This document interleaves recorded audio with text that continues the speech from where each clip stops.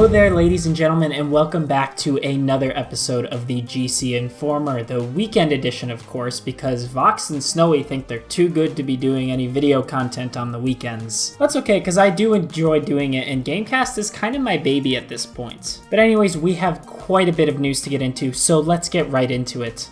First things first, the Regalia from Final Fantasy 15 is going to be available in the wonderful Forza Horizon 3, starting on August 1st, for free for people who have played Final Fantasy 15. The game also features the Warthog from Halo 5. This is wonderful. I love Final Fantasy 15, and that Regalia is held very close to my heart, so being able to play it in one of my favorite racing games, if not my favorite racing game of all time, is wonderful. Big fan of this decision.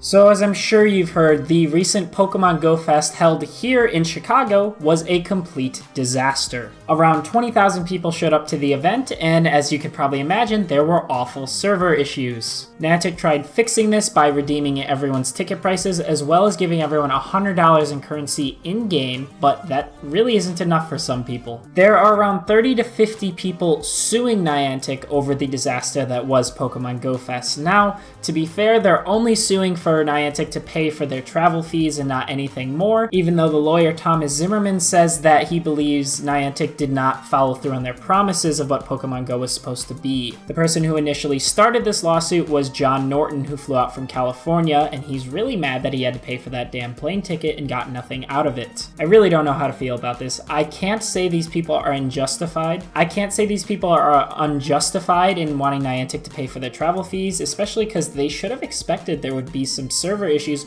with 20,000 people in the same area all trying to log in at once, when there are server issues even now with people spread out all over playing the game. I don't know, I know Niantic feels really bad about this, and obviously this wasn't their intention. It's just a shitty situation overall, and I really hope this gets resolved soon, even if the lawsuit does happen to become fruitful for these people. So console players, myself included, got a decent taste of Destiny 2 in the recent beta.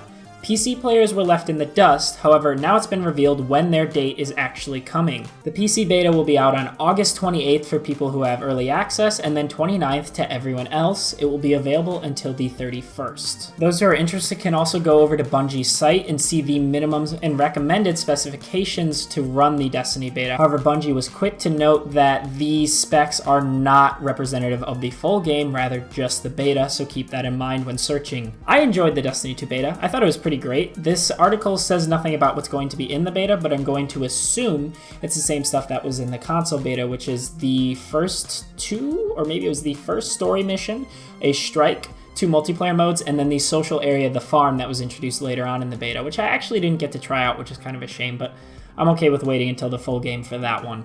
And some pretty awesome news in my opinion. It's been revealed how your Wolfenstein, the New Order timeline, will be carried over into the second one, the New Colossus, when it releases this October. It's a simple but great choice, and it's that you'll be able to pick either the Wyatt or the Fergus timeline when the game starts. If you remember correctly, each timeline actually had some pretty drastic differences, which I did not expect going through it the first time around. I figured it would just be very small things, but no, it was actually some pretty big changes, and hopefully those changes will be reflected even more in the wonderfully looking second game. God, I cannot wait. I got into Wolfenstein The New Order late, played it earlier this year, and I am a massive fan. The game hooked me like no other, and I would 100% recommend it to anyone who is unsure about playing it.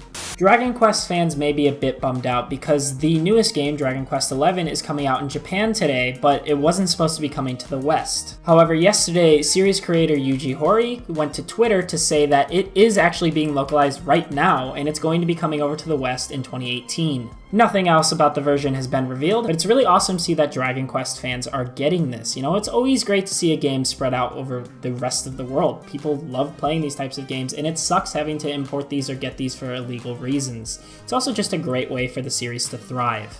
Anyways, folks, that's about it for today's episode of the GC Informer. And as always, don't forget to be checking out the other content we have here at GameCast. You know, we do reviews, Let's Plays, more news, opinions are coming soon, and more. Thanks again for watching, hope you enjoyed, and don't forget to stay tuned to GameCast for all your gaming needs.